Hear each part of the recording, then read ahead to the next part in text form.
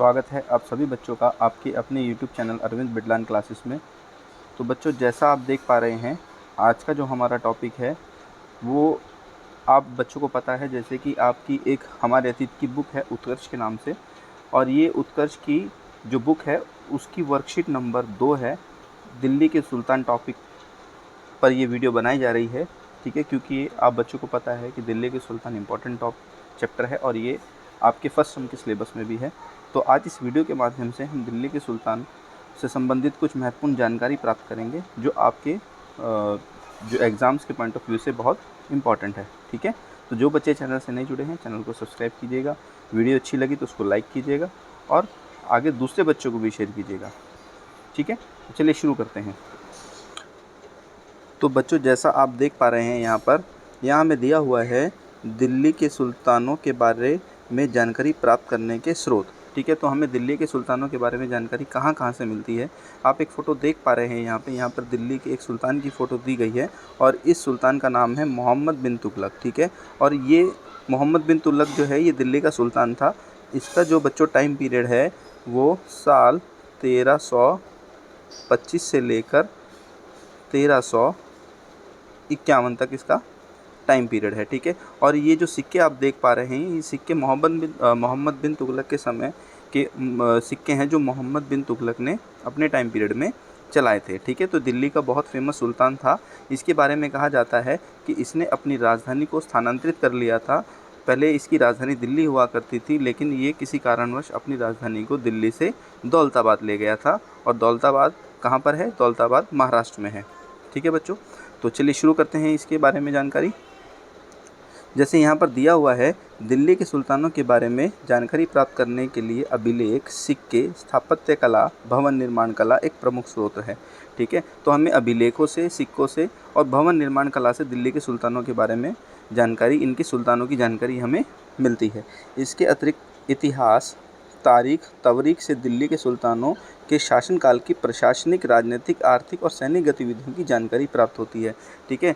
तो दिल्ली के सुल्तानों की जानकारी हमें तारीख और तवारीख, जो किताबें होती हैं, जो दिल्ली के सुल्तानों के ऊपर किताबें लिखी गई हैं, जिन किताबों को तारीख और तवारीख के नाम से भी जाना जाता है, इन किताबों से हमें उन सुल्तानों के प्रशासनिक, उनकी राजनीतिक, सैनिक और आर्थिक जानकारी भी प्राप्त होती है, ठीक है। इतिहास, तारीख, तवारीख को दिल्ली के सुल्तानों के शासनकाल की प्रशासनिक भाषा, राजकीय भाषा, ठीक है, कौन सी भाषा थी इनकी? फ़ारसी में लिखा गया। तो दिल्ली के सुल्तानों की जो भाषा थी वो कौन सी थी? वो फ़ारसी भाषा थी और ये फ़ारसी भाषा का इस्तेमाल अपने दरबार में किया करते थे। इनके जितने भी इतिहास इनके ऊपर लिखे गए हैं वो सब फ़ारसी भाषा में लिखे गए हैं, ठीक है। आगे कहते हैं, इतिहास, तवारीख के लेखक, सचिव, प्रशासक, कवि तथा दरबारी होते थे। ये सभी व्यक्ति सुशिक्षित होते थे जो घटनाओं का वर्णन करते थे और सुल्तान को प्रशासन चलाने में जो है ये सलाह देते थे। तो जितने भी व्यक्ति थे, चाहे वो लेखक हो, सचिव हो, प्रशासक हो, दरबारी हो, कवि हो, ये सब क्या करते थे? ये सुल्तान की जो है प्रशासन चलाने में मदद करते थे, उसको सलाह देते थे। इस इतिहास, तवारीख पांडुलिपि में के रूप में जो है वो तैयार किए जाते थे।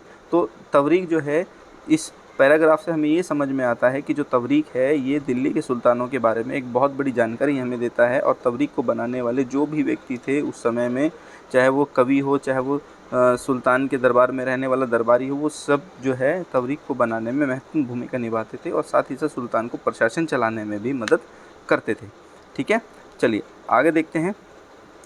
ये देखिए यहाँ पर हमें एक पांडुलिपि तैयार करने के चरण दिए गए हैं। तो ये 4 चरण हैं पांडुलिपि तैयार करने के। ये पहला चरण, ये दूसरा, तीसरा और ये चौथा। तो पहले चरण में देखिए, आप देख पा रहे हैं यहाँ पर एक कागज़ को तैयार किया जा रहा है। एक व्यक्ति पांडुलिपि बनाने के लिए सबसे पहले कागज़ को तैयार कर रहा है, ठीक है। जब कागज़ तैयार हो जाता है तो दूसरे स्टेप में क्या किया जा रहा है? उस पांडुलिपि पर, उस कागज़ पर लेखन कार्य किया जा रहा है, ठीक है। तो पांडुलिपि बनाने के पहले 2 स्टेप, पहला कागज़ का तैयार करना और कागज़ तैयार करने के बाद उस पर लेखन कार्य करना। तीसरा, महत्वपूर्ण शब्दों और अनुच्छेदों की ओर ध्यान आकर्षित करने के लिए सोने को पिघलाकर उसका प्रयोग करना। पांडुलिपि बनाने के लिए जो कागज़ पर जो महत्वपूर्ण अनुच्छेद, महत्वपूर्ण शब्द, जो घटनाएं होती थी, उसमें सोने का काम, सोने को पिघलाकर उन शब्दों में भरा जाता था ताकि वो चमके, ताकि वो अलग नज़र आए, ठीक है। और फाइनली चौथे चरण में एक जिल्द तैयार कर दी जाती थी और फाइनली इन 4 चरणों के बाद पांडुलिपि जो है वो तैयार हो जाती थी। तो ये पांडुलिपियाँ बहुत इंपॉर्टेंट रोल प्ले करती हैं, दिल्ली के सुल्तान के बारे में जानकारी प्रदान हमें करती हैं, ठीक है। अब आगे देखिए, यहाँ पे हमें कुछ महत्वपूर्ण शब्दावली दी गई है, जैसे तवरीख, तारीख का बहुवचन है, सुल्तान का मतलब राजा हो गया। अभिलेख क्या है? ये पत्थर, धातु जैसी कठोर सतह पर उत्कीर्ण की गई पाठन सामग्री है। अभिलेख, हम किसी कठोर सतह पर उत्कीर्ण किए गए शब्दों को अभिलेख कहा जाता है और ये हमें सुल्तान और राजाओं के बारे में जानकारी प्रदान करते हैं। इसके बाद स्थापत्य, ये है भवन निर्माण कला। पांडुलिपि, हाथ से लिखा गया दस्तावेज। और जिल्द, पुस्तक का ऊपरी आवरण, ठीक है। तो प्रमुख शब्दावली है, यहाँ से भी कई बार आपसे क्वेश्चन पूछे जा सकते हैं, ठीक है। चलिए आगे देखते हैं बच्चों, यहाँ पे कुछ प्रश्न हैं आपके सामने, आप देख पा रहे हैं। तो पहले जैसे प्रश्न में क्या पूछा गया है, दिल्ली के सुल्तानों के बारे में जानकारी देने वाले कुछ स्रोतों के नाम लिखिए। तो दिल्ली के सुल्तानों के बारे में जानकारी हमें कहाँ से मिलती है, तो इसको हमने डिस्कस किया था। ये देखिए, दिल्ली के सुल्तानों के बारे में हमें जानकारी मिलती है अभिलेखों से, सिक्कों से, स्थापत्य कला, भवन निर्माण, ये जितने भी स्रोत हैं ये सब हमें दिल्ली के सुल्तानों के बारे में जानकारी प्रदान करते हैं। तो जैसे कुतुब मीनार है, ये भी तो एक स्थापत्य कला का प्रमुख स्रोत है जो हमें दिल्ली के सुल्तानों के बारे में जानकारी देता है, ठीक है। इसके अलावा अगर मैं बात करूं दिल्ली के सुल्तानों के बारे में, तो ऐसी बहुत सी इमारतें, जैसे तुगलकाबाद का किला हो गया है, वो हमें दिल्ली के सुल्तानों के बारे में जानकारी देता है। सीरी फोर्ट हो गया है, वो हमें दिल्ली के सुल्तानों के बारे में जो है जानकारी देता है। बलबन का लाल महल हो गया है। तो ऐसे बहुत से जो हैं स्थापत्य कला हैं, सिक्के हैं, अभिलेख हैं जो हमें दिल्ली के सुल्तानों के बारे में जानकारी देते हैं। तो इस प्रश्न का जो सही आंसर है वो है अभिलेख, सिक्के तथा स्थापत्य कला, भवन निर्माण कला, ठीक है। यह है उत्तर नंबर 1। आगे देखते हैं, आगे कहता है प्रश्न नंबर 2 में, दिल्ली के सुल्तानों के शासनकाल की प्रशासनिक भाषा कौन सी थी। तो सुल्तानों की जो प्रशासनिक भाषा थी बच्चों, जो आपको मैंने बताया भी था, वो थी फ़ारसी। और इसी भाषा में वो आपस में दरबार में बात करते थे और फ़ारसी भाषा का इस्तेमाल वो जो इतिहासकार थे वो इतिहास लिखने में इस भाषा का इस्तेमाल करते थे, ठीक है। आगे कहता है प्रश्न नंबर 3 में, इतिहास तवरीख के लेखन में शामिल लोगों की सूची बनाइए। वो कौन कौन से लोग थे जो तवरीख को बनाया, जिन्होंने बनाने में महत्वपूर्ण भूमिका निभाई।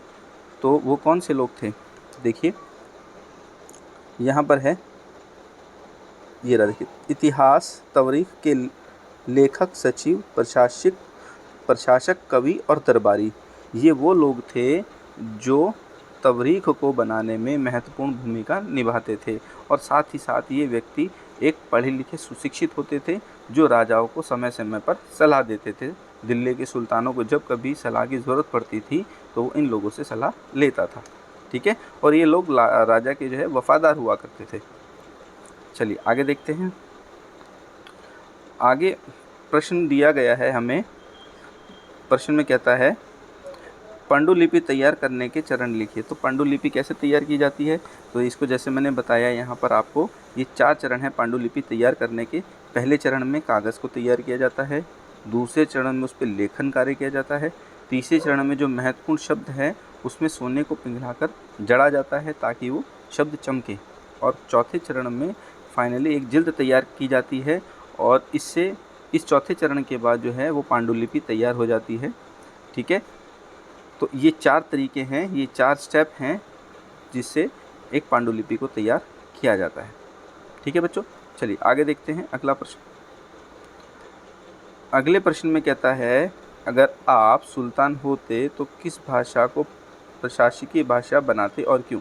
देखिए, अगर हमसे कोई पूछा जाए, हमसे कोई पूछता है तो अगर हम दिल्ली के सुल्तान होते तो हम कौन सी भाषा को प्रशासक बनाते, तो इसका उत्तर हम लिख सकते हैं हिंदी, क्योंकि हमें हिंदी की जानकारी है। हिंदी हमारी वो भाषा है जिसका इस्तेमाल हम आम बोलचाल में करते हैं। तो अगर हम दिल्ली के सुल्तान होते तो हम हिंदी को प्रशासकीय भाषा बनाते, क्योंकि हिंदी जो है ये क्या है, ये आम बोलचाल में भी इस्तेमाल होती है, ठीक है। और ये साधारण जो आम जनता है वो भी इस भाषा को आराम से समझ सकते हैं, इसीलिए हम इस भाषा का इस्तेमाल करते अगर हम दिल्ली के सुल्तान होते। ठीक है बच्चों, तो इस तरीके से ये 5 के 5 प्रश्नों के उत्तर हमने डिस्कस किए। ये वर्कशीट थी जो आपको वर्कशीट नंबर 2 है उत्कर्ष की बुक हमारे अतीत की। तो उम्मीद करता हूँ आपको ये वर्कशीट समझ में आई होगी। चैप्टर के जो इम्पोर्टेंट पॉइंट्स थे वो आपको समझ में आए होंगे। तो वीडियो कैसी लगी आपको? अगर वीडियो आपको अच्छी लगी तो अपना वीडियो को लाइक कीजिए, और अगर आप बच्चे चैनल से नए जुड़े हैं चैनल को सब्सक्राइब कीजिएगा और दूसरे बच्चों को भी शेयर कीजिएगा बेटा। मिलेंगे हम अगली वीडियो पे। Thank you.